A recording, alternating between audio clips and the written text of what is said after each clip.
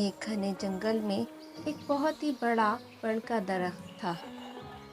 اس درخت کی کھو میں ایک سانپ رہتا تھا۔ اسی درخت کے اوپر ایک کوا بھی آباد تھا۔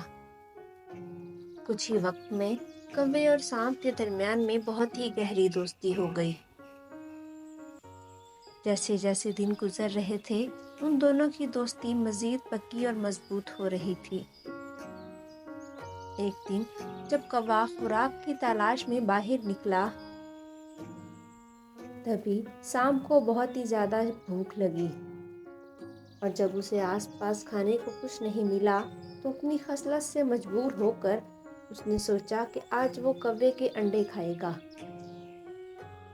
تو اس نے کوے اور اپنے دوستی کی کسی قسم کی پرواہ نہیں کی اور سیدھا درخت پر چڑھا اور کوے کے انڈے کھا گیا۔ کوا جب واپس آیا اور اپنے انڈے نہ پائے تو وہ بہت ہی زیادہ غمگین ہوا۔ اسے پتا تھا کہ یہ حرکت سانپ کی ہے اور اپنی عادت سے مجبور ہو کر آج اس نے اسے ڈس لیا ہے۔ وہ سانپ سے بدلہ لینا چاہتا تھا لیکن وہ اس سے بہت ہی زیادہ کمزور تھا۔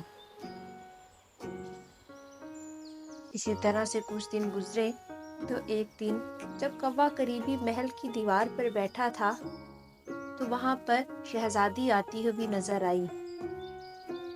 شہزادی باغ میں ٹہل رہی تھی تو اسی دوران اس کے گلے سے ایک خوبصورت ہار نیچے گر گیا۔ اس سے پہلے کہ شہزادی اسے اٹھاتی، کوے نے جھپٹ کر اسے اٹھایا۔ شہزادی فوراً ہی بادشاہ اور ملکہ کے پاس پہنچی اور اس معاملے سے آگاہ کیا۔ بادشاہ نے تمام سپاہیوں کو حکم دیا کہ وہ اس کوے کا پیچھا کریں اور شہزادی کا ہار واپس لے کر آئیں۔ تمام سپاہی کوے کا پیچھا کرنے لگے۔ کوا ان سب کو ایک جنگل کے بیچ میں لے گیا۔